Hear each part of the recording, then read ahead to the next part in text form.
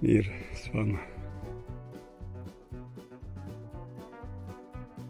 Ovim putem nisam često prolazio zimi i po snijegu. Možda 2-3 put u 60 i kusur godina.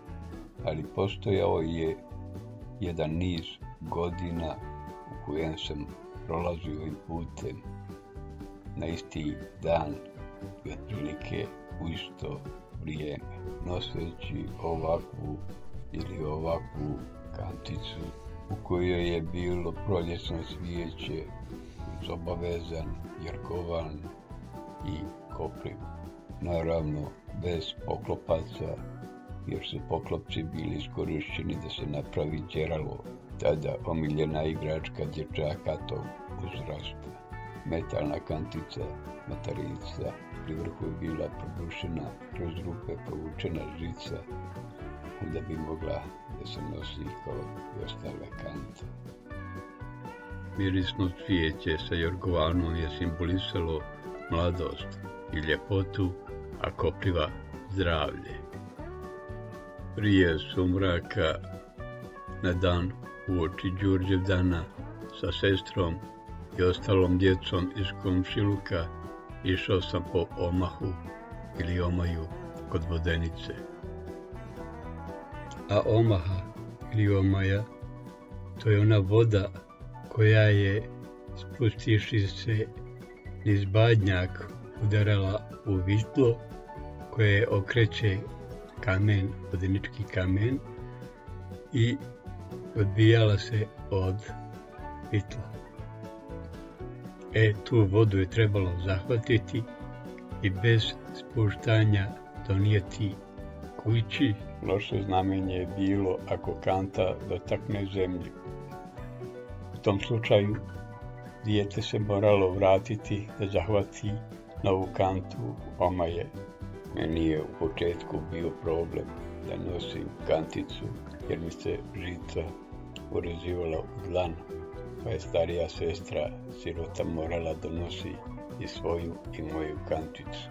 Na ovom mjestu je bila ogromna stijena na kojoj sam čučao i čekao da sestra zahvati omaju. Inače, ta omaha, donošena kući bez spuštanja i sa cvijećem i ostavljena da prenoći na grani rodne voćke, u ranu zoru se miješala sa toplom vodom u kojoj je obavezno bilo i neko kuvano jaje kao simbol napretka, da bi se okupala djeca i bila zdrava i napredna. Zahvatanje omaha je bio pravi podvig. Trebalo je da se zagazi u vodu ispod zgrade, a svuđe okolo su bila nestašna djeca i omladina sa kantama punim vode i međusobno su se prskali. U toj vrisci, ciki i smijehu rijetko je kome uspijevalo da ostane suh. Tako bi neki, već potpuno mokri, otišli i zaplivali u Bistrici da otvore sezonu kupanja. A poslije kupanja ispod blagorodne voćke u prohladno maglovito majsko jutro utrčavali smo da se ugrijemo i osušimo pokraj vrele furune. Najveća radost toga jutra bilo je obavezno ljuljanje na nekoj od ljuljaški u selu. Sjedeći na čvrstom komadu nekog ogranka vezanom za ojak konopac, dok su nas gurali da letimo nebu pod oblake, uz ciku i vrisku smo uzvikivali Đurđevdan! A na putu? A jednom prilikom put je bio sitan šolder, makadam, šumski.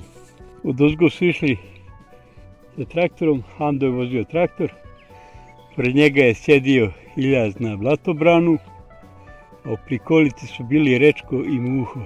Pričali su na prikolici Muhu i Rečko, to sam od njih čuo, šta bi radili kad bi kazala košnica. I kao govorili su da bi skočili, neki naprijed, negdje ukoso. U toj riječi otprilike baš se desilo da menjač iskoči iz brzine i krene traktor da juri velikom brzinom.